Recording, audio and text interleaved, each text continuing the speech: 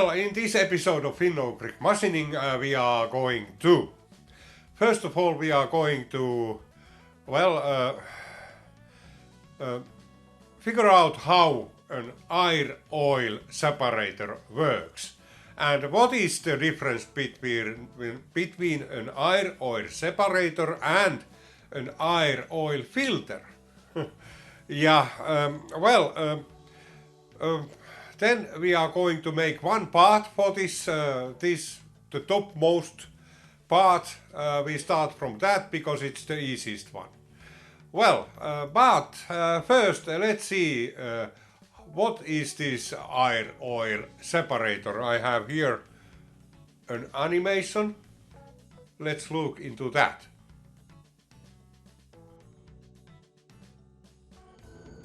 A rotating vane compressor of this type needs oil to lubricate and seal the vanes. Therefore there will be a lot of oil suspended in the compressed air. Somehow that oil needs to be removed from the air.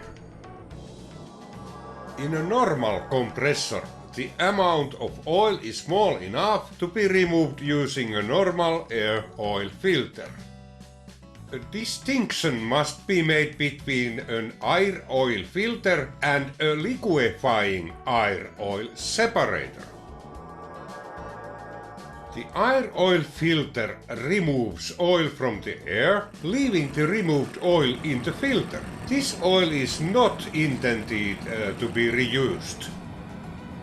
When the filter becomes full, it must be emptied, and the oil is then thrown away.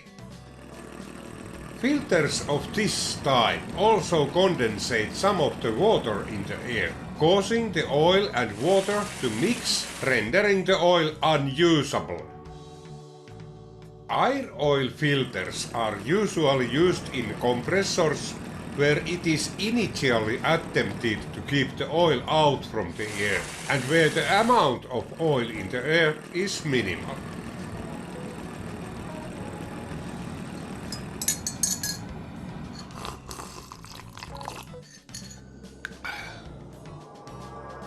In a compressor like a screw compressor or a rotary vane compressor, the amount of oil is too much for a filter which disposes the oil, as there is a need to reuse this oil. This calls for another type of approach.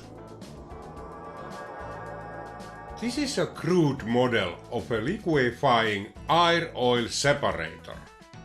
In the liquefying air oil separator, the oil in the air is recovered and can be reused. The air oil mixture enters the separator from a hole in the side. In this design there is a space where the air oil mixture can enter and then go into small tilted holes.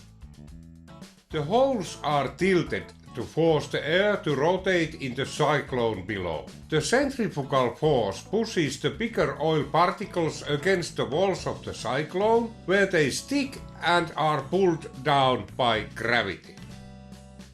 The separated oil is collected to this oil sump. There is some room for the condensated water which will sink at the bottom as it is heavier than oil. The separated oil is then cycled back to the compressor through a hole in the side of the sump. The air then goes up through a pipe in the center of the cyclone into another type of a separator. The remaining oil particles suspended in the air are too small to be separated by gravity, so a liquefying filter is used. The air oil mixture is forced to go through several layers of porous material like stainless steel wool. These layers are not visible here for clarity. The tiny oil particles do not go a straight path, but they are making a Brownian movement. This causes them to collide and fuse into bigger particles, which in their turn collide and become even bigger. At the end, the bigger particles stick to the porous material and are pulled down by gravity. At this point most of the oil is separated from the air. This is just a check valve integrated to this separator. Now a normal air oil filter can be used to remove the rest of the oil particles. There should also be an air dryer before storing the air in the pressure vessel.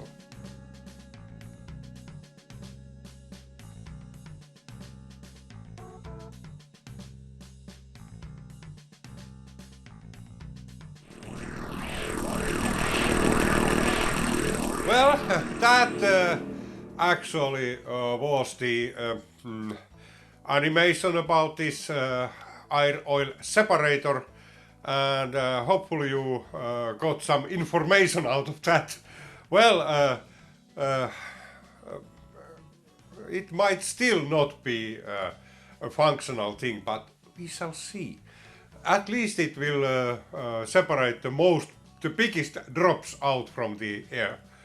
Maybe also the smaller ones, but there are some really small particles that it cannot cope with, so those go into the following air oil filter.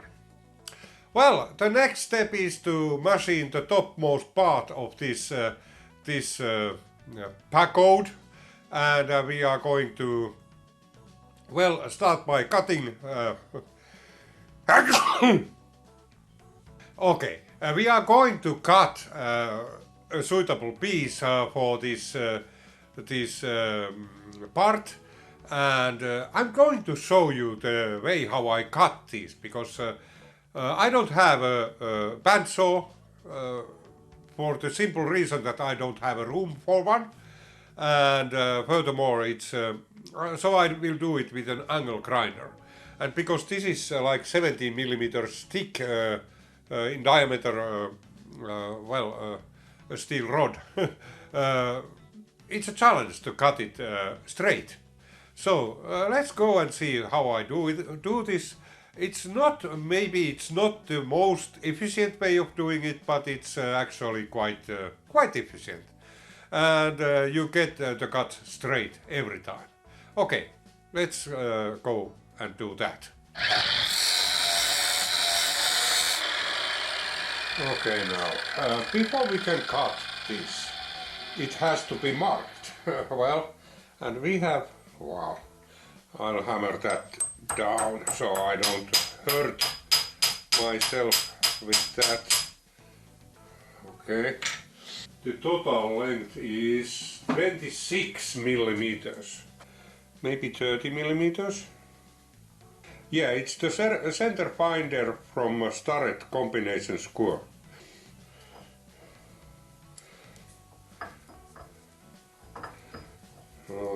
Yeah, like that.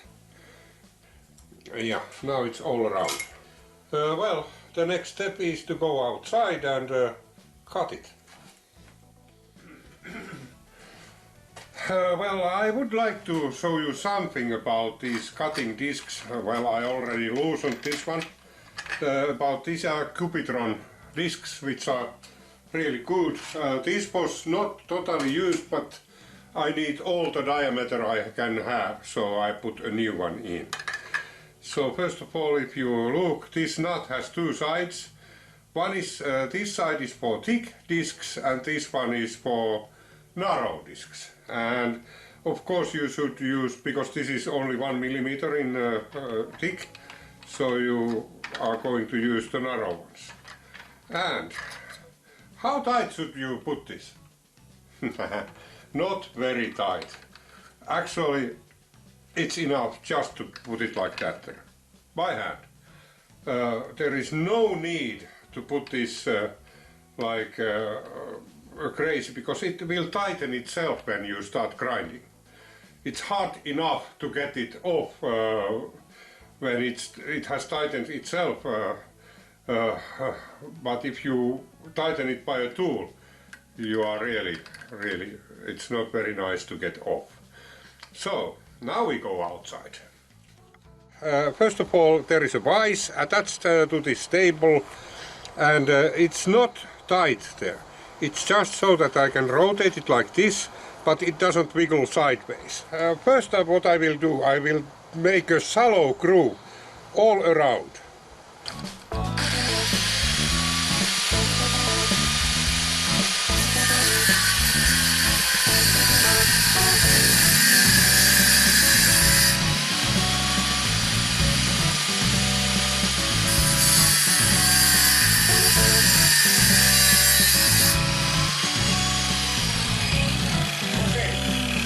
That's the first step. That's the first step. And now after this I will go deeper and deeper and rotate it around.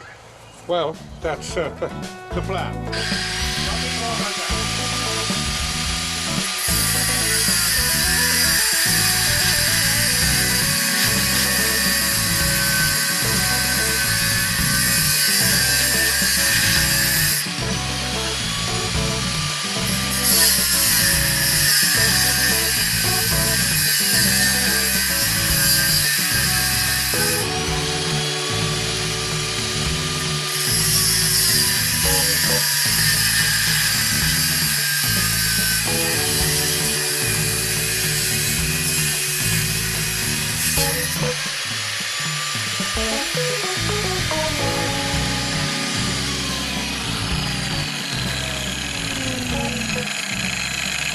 Well, okay, you cannot actually reach with that one all the way through. I have a bigger angle grinder, but that one is, well, it's not very good for this task. So, what is the solution here? Well, of course, it is the hacksaw. Yeah.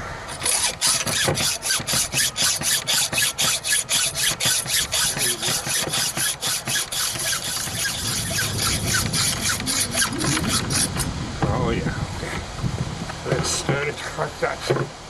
There you are. And not too bad, actually. Yeah. Well, definitely better than this side, which I didn't do this. So, a lot better. Well, now before we can attach the workpiece into this lathe, we have to turn these jaws around. And well, just putting this into back gear. And this is a rather simple operation. Actually, it's very straightforward. Doesn't require a lot of effort, so to say.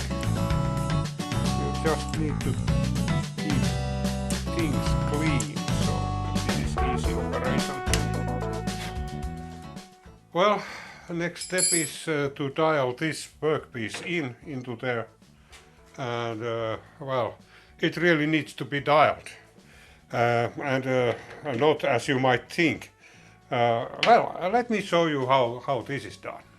Well, okay, I have now attached this workpiece into this chuck, and it's nothing but straight.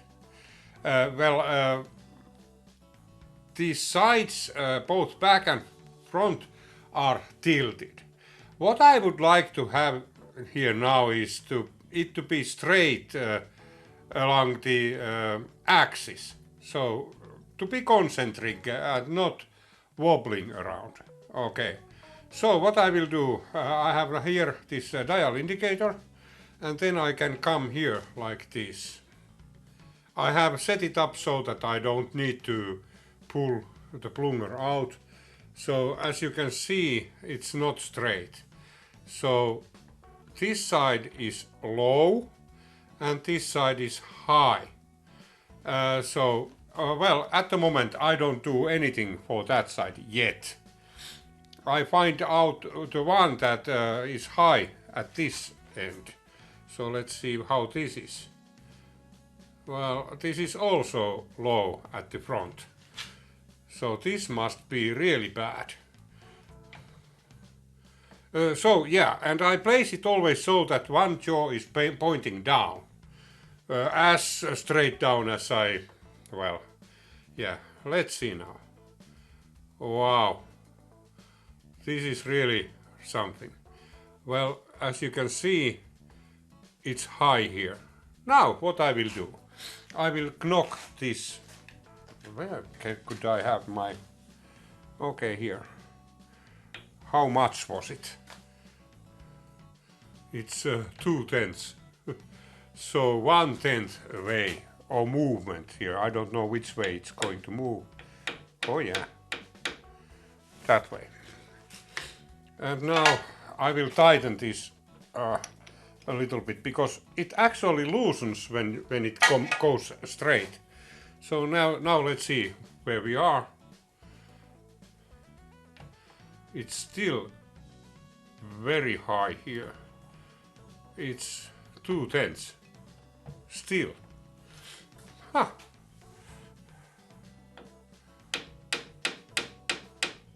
Let's put a little bit more there, like that. And then again tighten.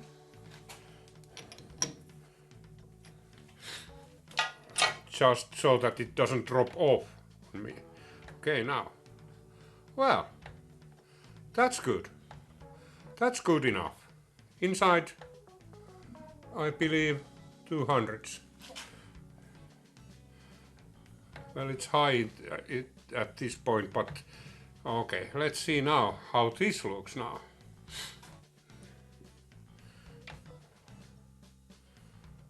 Well, this is still low at the front, so this must be then high.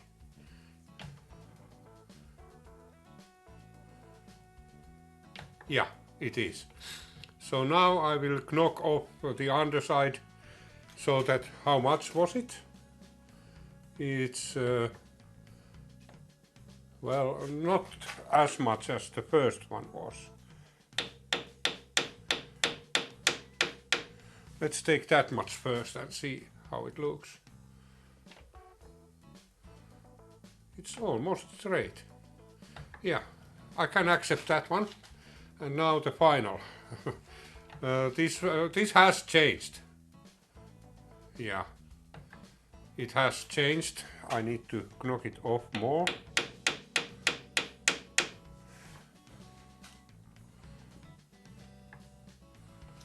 Still a little bit.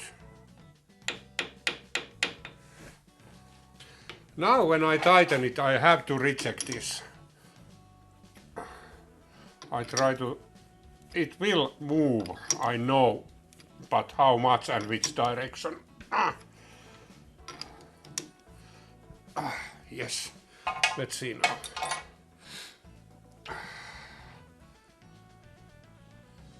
Well, it didn't move. Wow.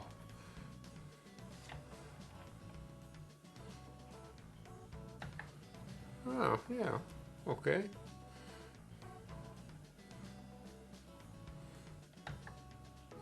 Okay, so now it's sitting straight, but since this is a 3-jaw chuck, I cannot make it concentric. And I really don't want to change my big 4-jaw chuck here now for this one. The accuracy here is good enough. Well, before we start facing the workpiece, I will show you something that I made to this lathe. I actually started it a long time ago, and I had it already like ready, but I didn't have the suitable power supply for it. So it's about these things. This is a printed circuit board, and there is one which is actually, it contains the components as well. So what is this? This is now when I switch this lathe on. You can, if you listen, let's put this so that you can listen. It runs constantly like, like that. But what I can do, this is the adjustment knob for the speed. So, but there is more. 2 more knobs. What is this then? Listen carefully to the machine now.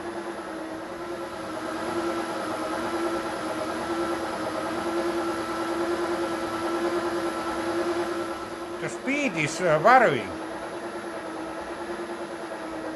And this one is how fast.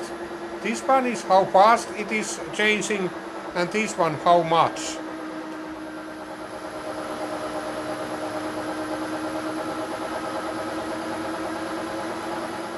So why is this?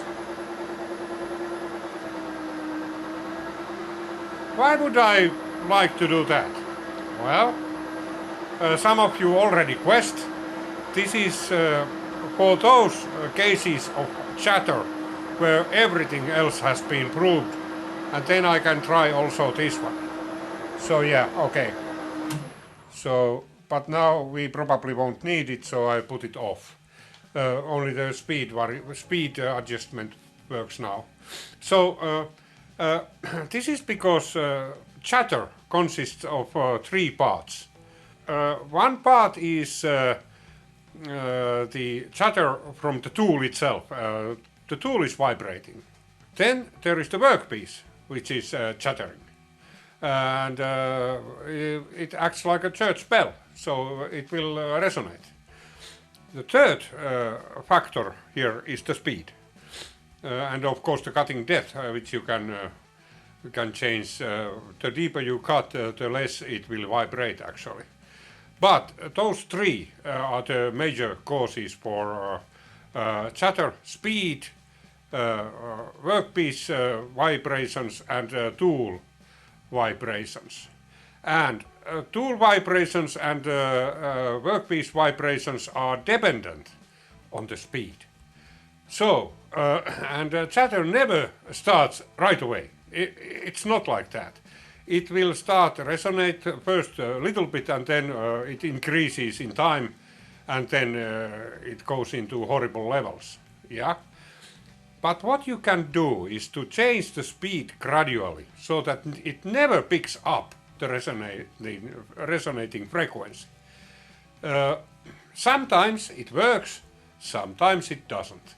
So this is like my last resort when when I have chatter which I cannot cope otherwise. So now let's start facing.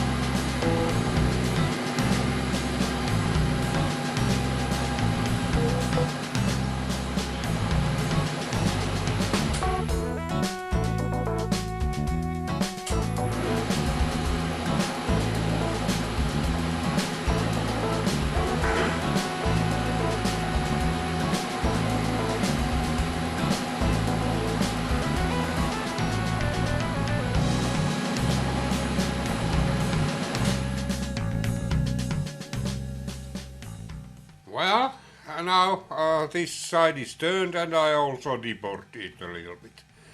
So now I will turn it around, and this is just Well, this is to dial this in is much easier operation, but I need to take very good care that there are no chips here under anywhere. Yeah. And then I put this here. So now my intention here is to push it against the jaws with something. And this something is like this. It goes to my tailstock here. And then I just push.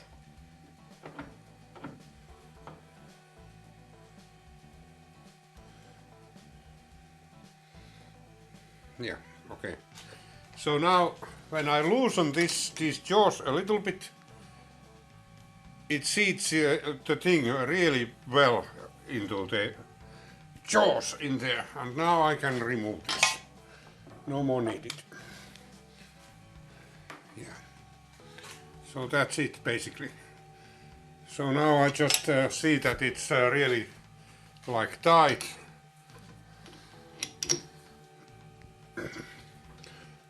Well, it doesn't drop off, but I don't want it to do anything stupid for me. There you are.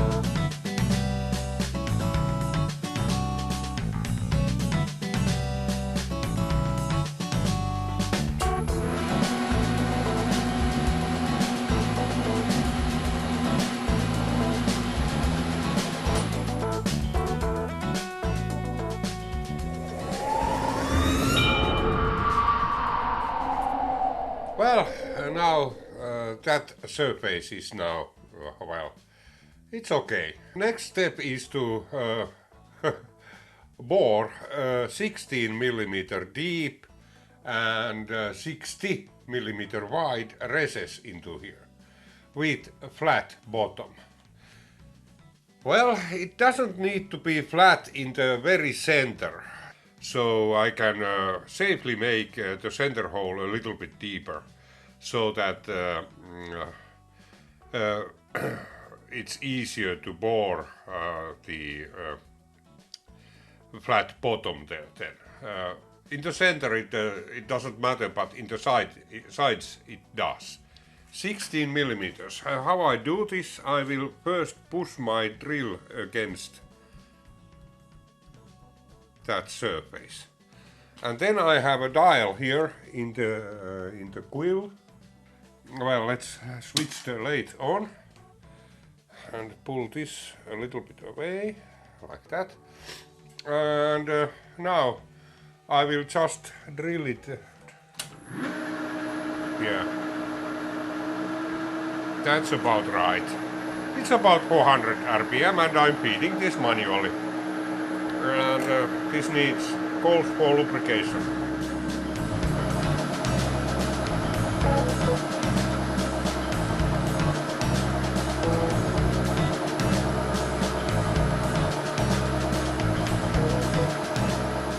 There it is, 17 millimeters. Okay, and now I switch over to my biggest drill. Okay. Okay, let's go. Let's see what this does.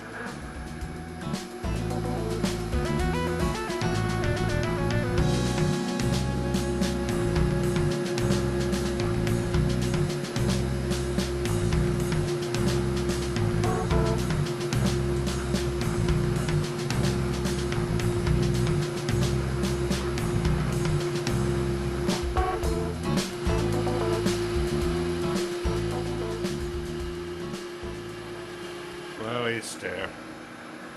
I don't want to push it through. Oh yeah, it's there. You probably can see it. Yes, you can actually see it. Yeah. Okay, that's it. Now we have started the boring operation. And it will... Well,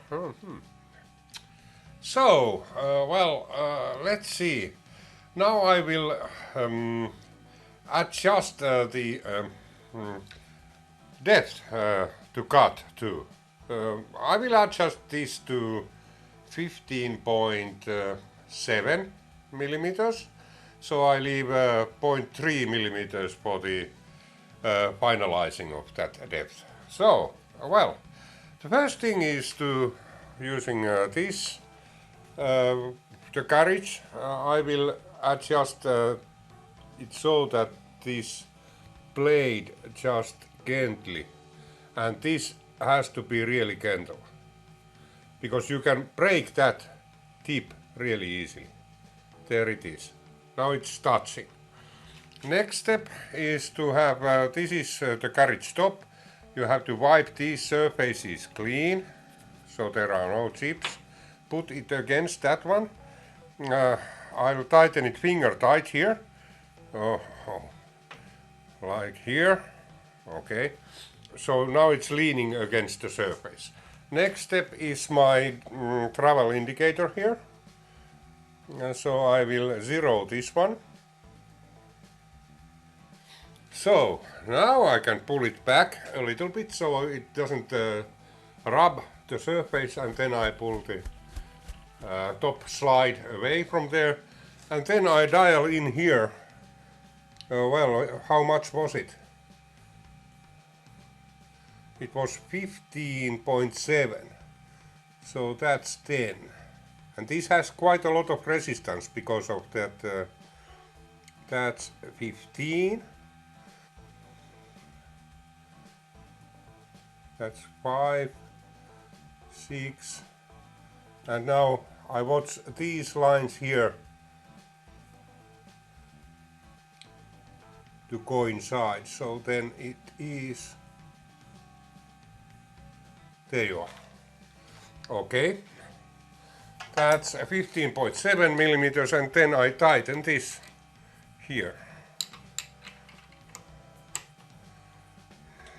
Now I can pull this back, so I have room to do this, and this has to be fairly tight. Yeah, okay. Now what happens is that when this carriage feed comes to this point, there is this, well, this starts to slip. So it stops here, and it is mentioned to be used this way. This nut is just a cover. Under there you can find a thing which you can adjust the force it uses. In my case I have quite small force for that one. So now we are ready to go here, I think. So, well, okay, here we are. As you can see, there is a cone because of the twist drill in there, and we need to flatten that one first. Let's see, this is the first cut, and let's see how this behaves. This is always the most dangerous cut.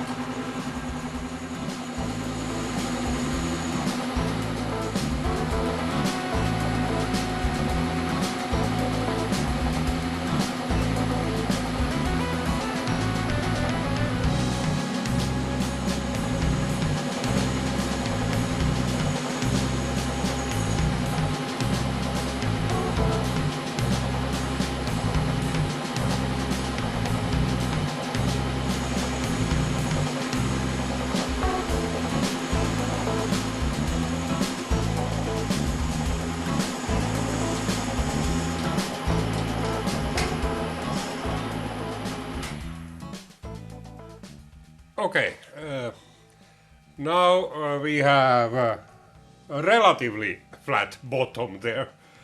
So now I will just bore this using the carriage stop. Well, I did the last round. Oh man, that insert must be changed. It's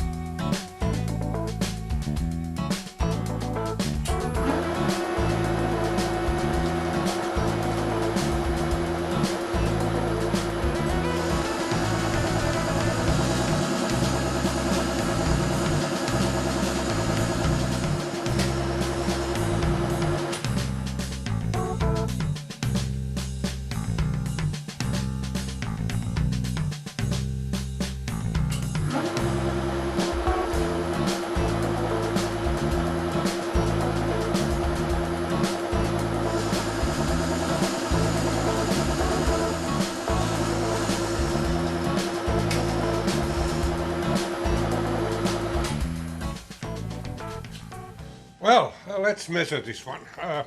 I already changed this insert, and the surface finish became immediately satisfactory. Oh man. I need to put this there here and then release it, and then I wiggle it a little bit there,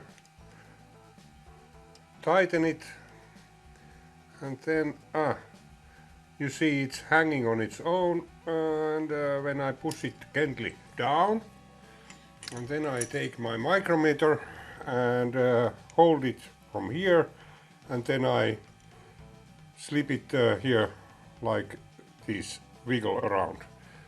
I will do it here outside the camera, so. And it is, well, 59.91.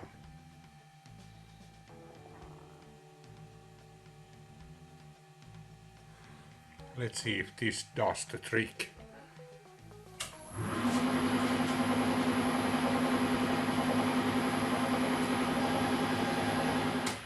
And now let's measure it again, and well, yeah, the surface finish is really nice. And now it should be exactly what we need it to be, 60 millimeters.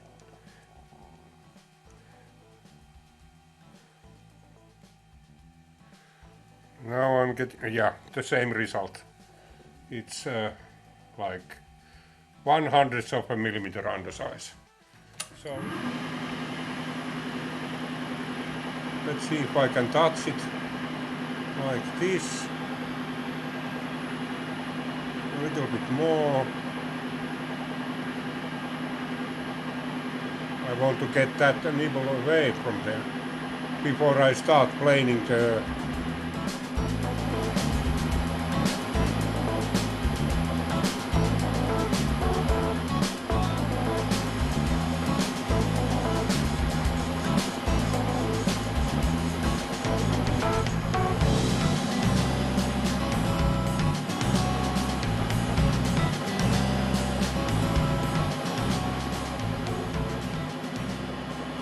There you are. Now I can actually pull this carriage away from there because we have the carriage stop controlling the depth. Yeah. So, flat bottom. And with these I always have difficulties in measuring. So now, let's put this away a little bit. Like that. That was 15 now. And 15.5. Okay, there it stops. 15.68. Push it hard against the stop and lock the carriage here. And then this one goes to 0 and let's see what happens here. Yeah. And now, so how much was it? 68. 68. So 58 now. 48. Let's take 0.2 millimeters here. I'll first do it by this a little bit, because now why I'm doing it manually a little bit is, and when I engage the feed it will actually jump at some direction. It's unpredictable. So therefore I adjust it by feed it manually a little bit. So now we should be at, did I say 48?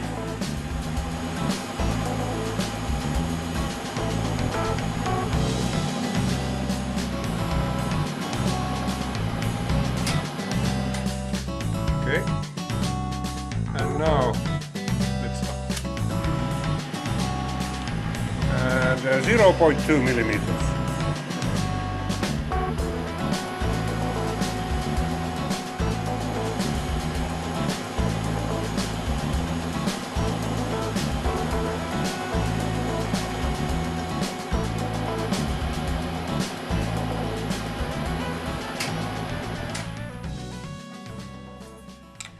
Now, the moment of truth, whether we are anywhere near our goal dimension.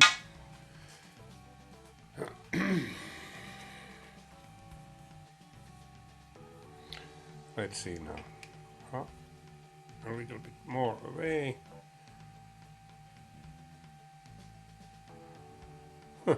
No. Why? It's 1/10 of a millimeter too deep. Is it? Yeah. It is. How? What did I do wrong? It was the chip. The previous cut was with a chip and this was without. Yeah. That explains it. So it's fairly important not to have any chips in there. Because now we are, well, 0.9 of a millimeter too deep. Luckily, this isn't a critical dimension, so that would be the correct, and we are somewhere here. So, luckily, this isn't a critical dimension, so I can live with that one. No trouble at all, but if this would be a critical dimension, that would be really bad. So chips can cause you trouble, especially if you are using the carriage stop like I'm using. You have to take care that the chips, clean up them every time you do this. But now, well, we have a pocket which is a little bit too deep. I could fix this by taking something away from this surface. Then it would make the workpiece a little bit shorter. Actually, it's not a bad idea, but I don't want to do that. It's good as it is now. Yeah, okay. So, well, the next thing I have in my documentation, I have something wrong here. It is this, I'll show it in the picture now here, M65/1. But we are not going to make it M65 because it's leaving only 2.5 millimeters here for a seal. We can make it, now this is 60, so we make it M61. So we can directly start cutting the thread into here. Yeah.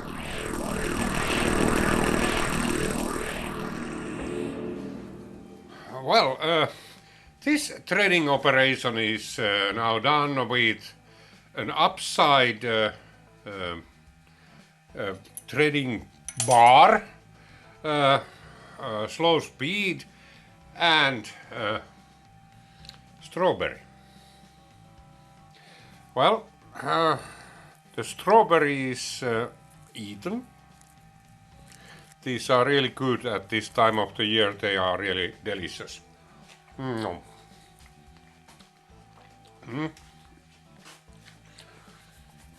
This boring bar is upside down because I'm not wanting to thread into a solder.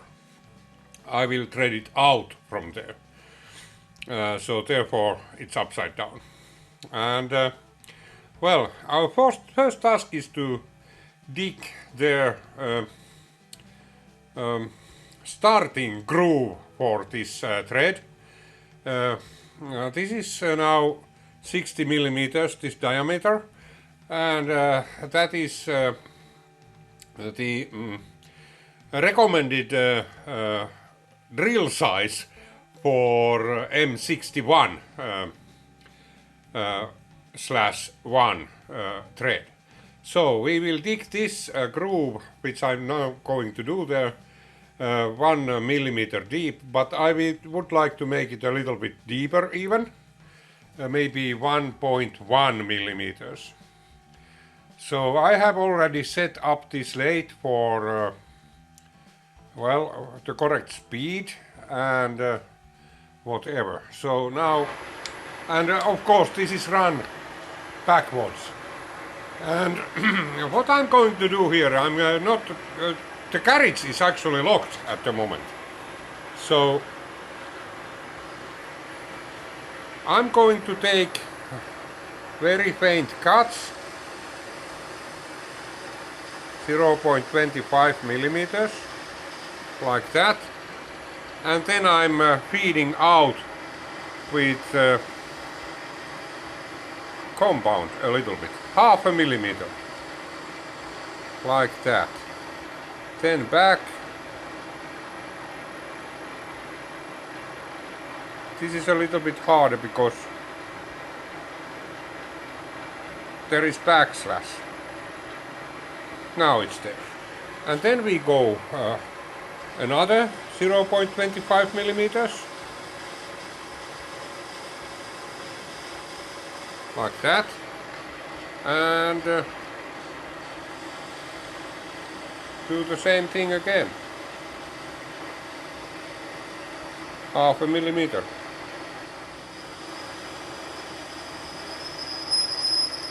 Okay, there is our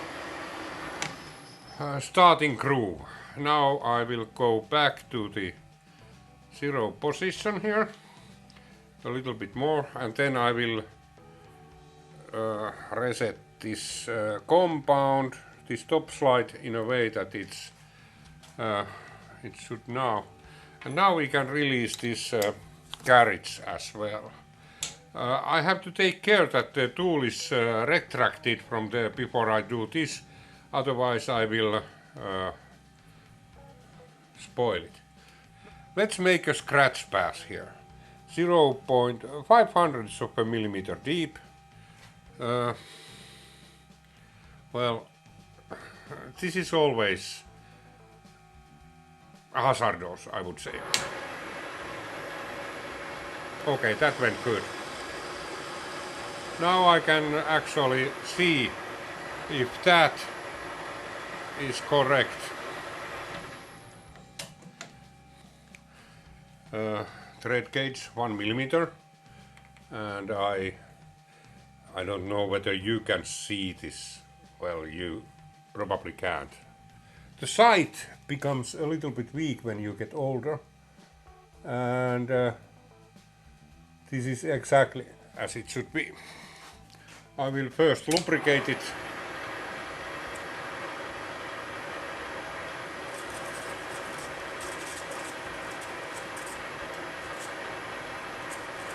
And here are multiple chances of having this all wrong. So, and it's rotating quite fast actually, but that should only make a better thread. Should it? Yeah. So, let's stop it first. Put it like there. I will take 0.25 millimeters at first. And let's see now. That's now our direction. And there we go. Okay. And then I pull that back before entering that again. Then I retract. That was 0.25. So let's take 0.5 now.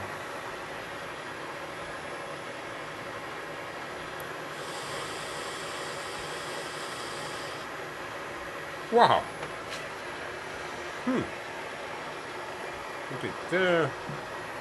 And I would like to add more lubrication. Yes.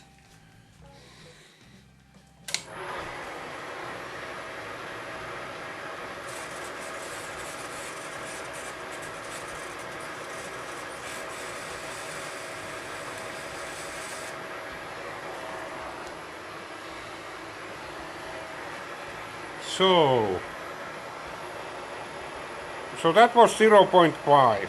Now we are progressing only 0.2 millimeters at a time. Now this is the first one of those. Hopefully this goes well. Yes, it did. I know. That's one. And more lubrication.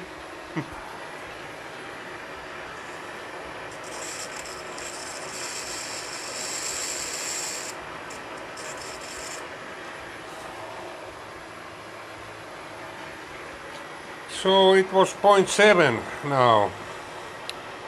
Now it's 0.9. Oh, wish me luck. Yes, this is something that this lathe does every now and then. Now, okay.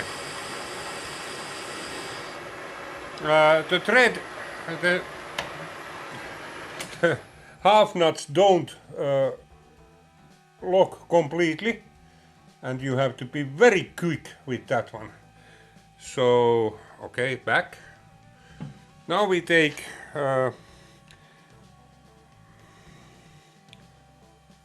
exactly 1 millimeter here.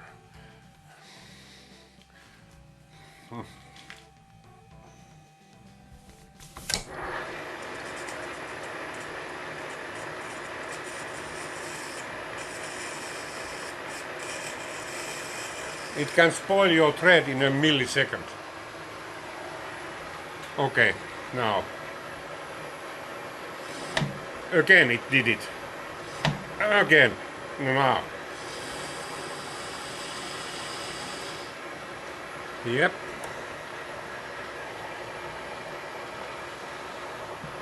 And now I will have this like 500s or like over.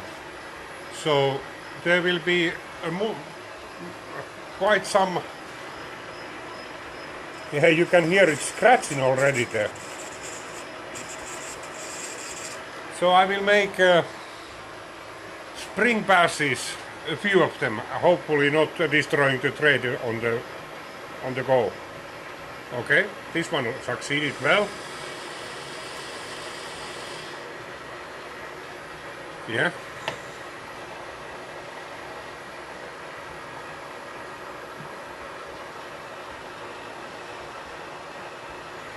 This is the next one. this is now spring pass. Shouldn't cut anything. Well, it does. Of course, because the boring bar is threading bar is flexing. Next, spring pass. And hopefully, okay. It's still cutting.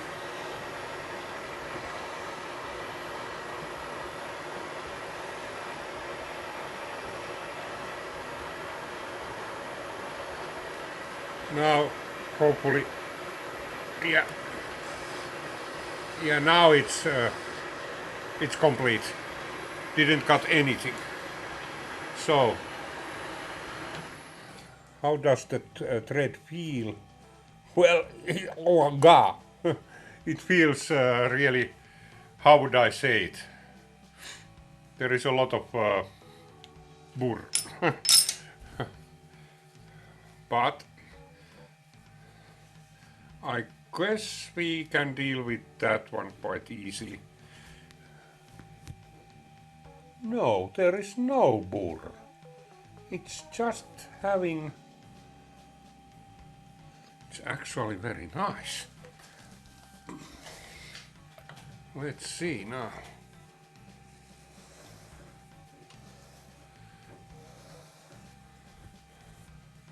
No, it's really nice.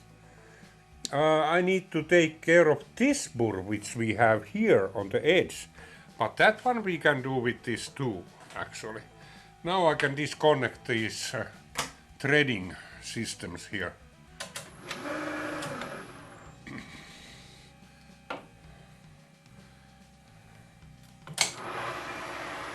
Yeah. I will deal with it using this tool.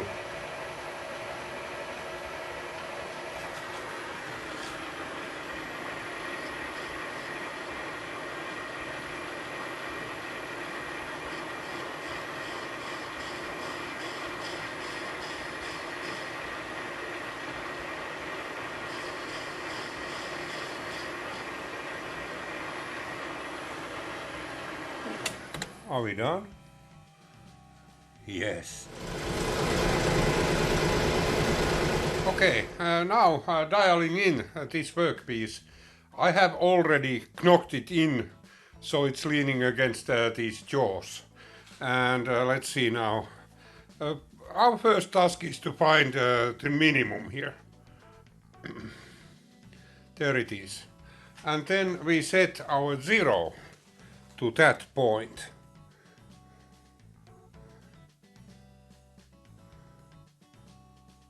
There you are. And then we see what's the maximum here.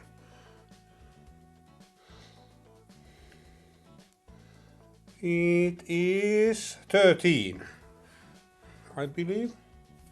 Was that really the minimum? No, it was not. Actually, we are a little bit off here. Okay, now.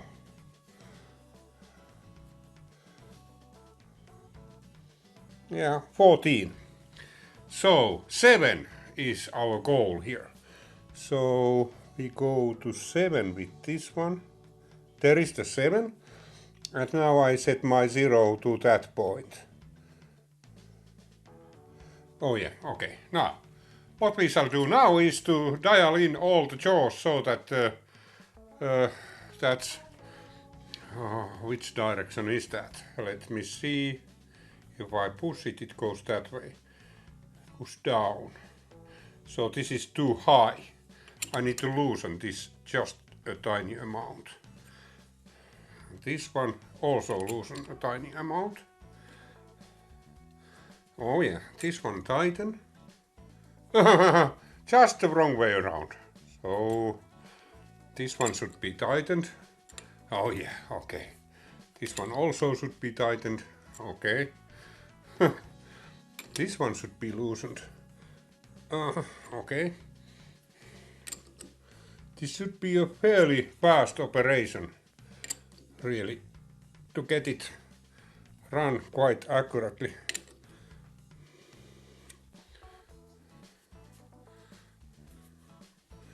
well, it's within 100 now, which is enough for us. I just tighten all the jaws now, so that this one needs to be tightened more than others.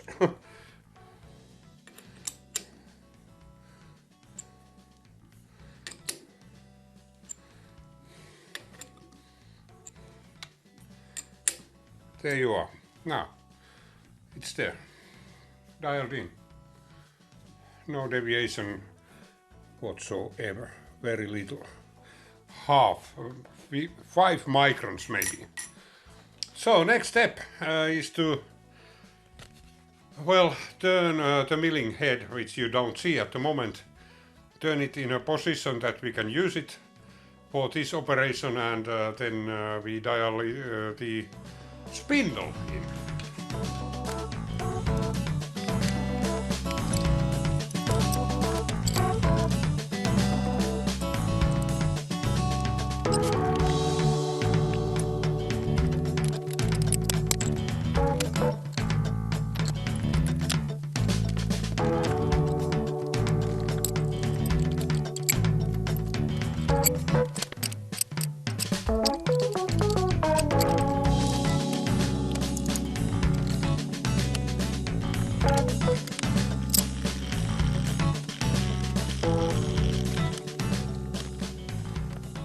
Okay, now I will hammerize this one.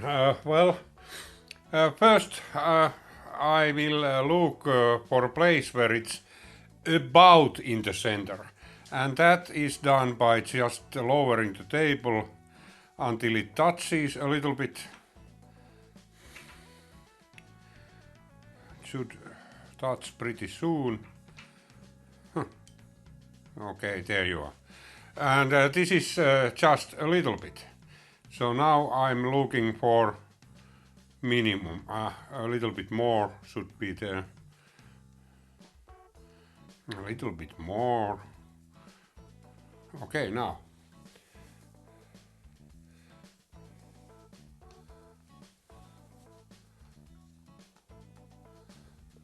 It's still not touching enough. Okay, now.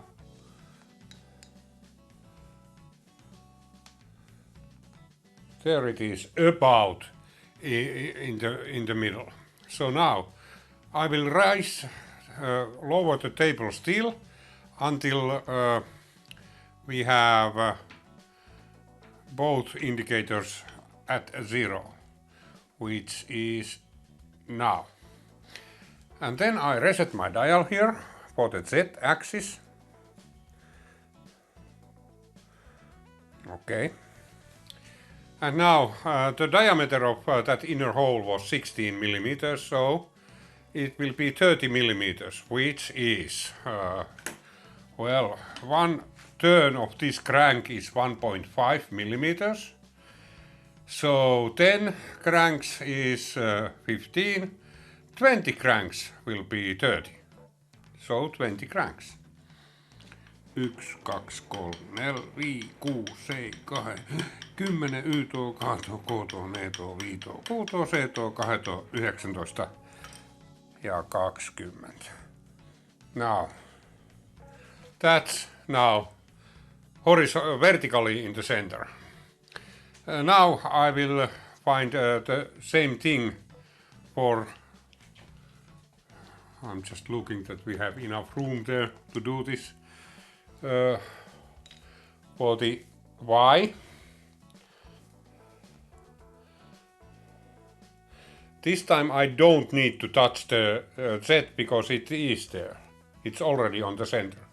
So now, and I come back because I need my backslash here. Okay, now that's it, and now I zero my Y as well. It will be 30 millimeters this way. So 30 millimeters. 10, 20, 30. There you are. Now the spindle is exactly in the middle of this thing.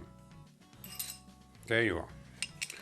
we can remove the hammer and start choosing a cutting tool for this one. Okay, and I decided to use this 9mm 4 flute end mill. It's a high-speed steel, and it has the reach quite properly. Yeah, does it? Yes, it does. And then we can put it here.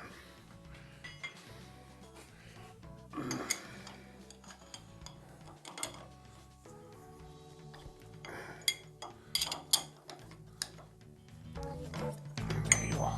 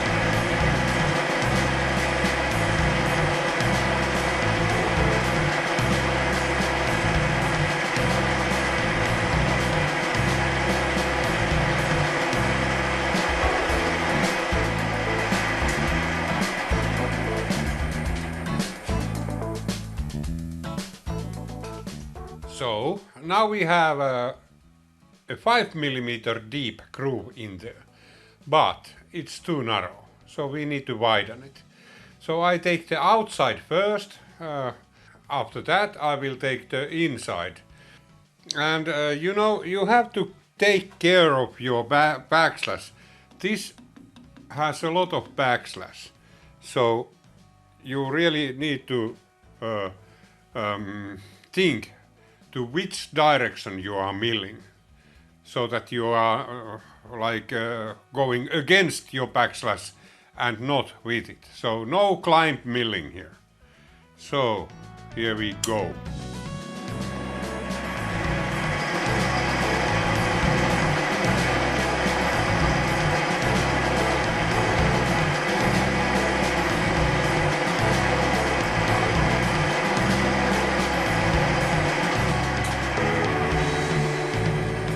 That's it.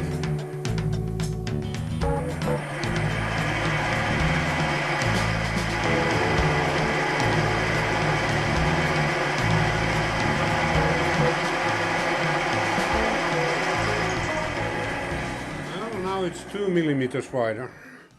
So 2 to that direction, 2 to that direction, so 4mm plus 9.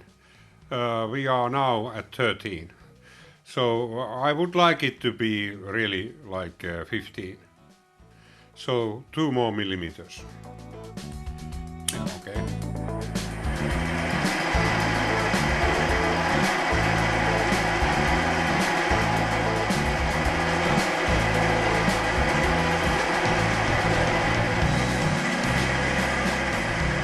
There you are. That's it. 15mm wide groove inside there, and well, the chips. Let me show you something. The chips are here, and this was very neat. It didn't throw chips all over the place. They just piled up here, and I like that. We have the groove in there, and next step I will now drill a hole into there, and the position of that hole is actually not very critical. I can put it almost everywhere, anywhere. So it should be somewhere in between there, as long as it's about in the middle of that groove. It should be 9 millimeters and it should be, it will be tapped to M10/1. So now I will change the tools here and then I will drill the hole.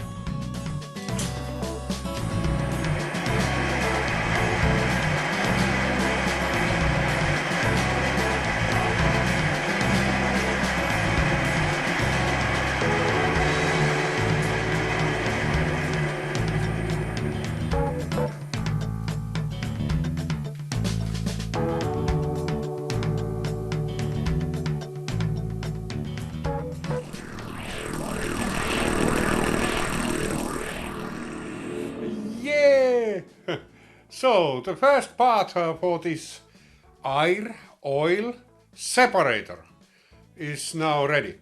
It was not that difficult. I had to check my footage and where did I make a mistake. Not a bad one, but there is a mistake in this one. But, the hole here. It's not in the center of the groove, it's on the side.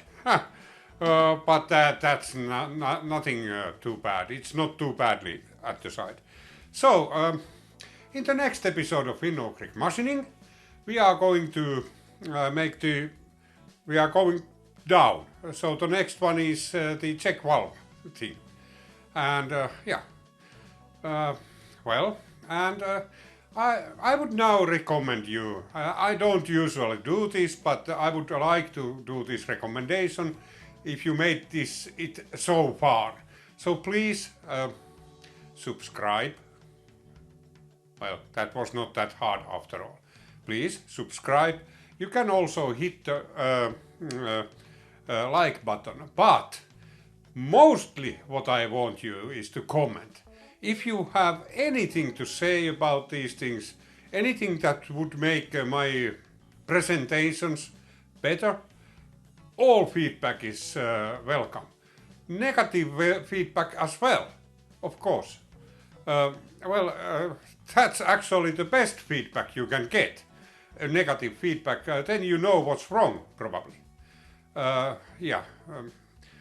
I'm pretty sure my videos are not the best ones because they don't get a lot of audience, so to say. But it doesn't matter. There you are. Okay. In the next episode we will see you again. Till then, bye!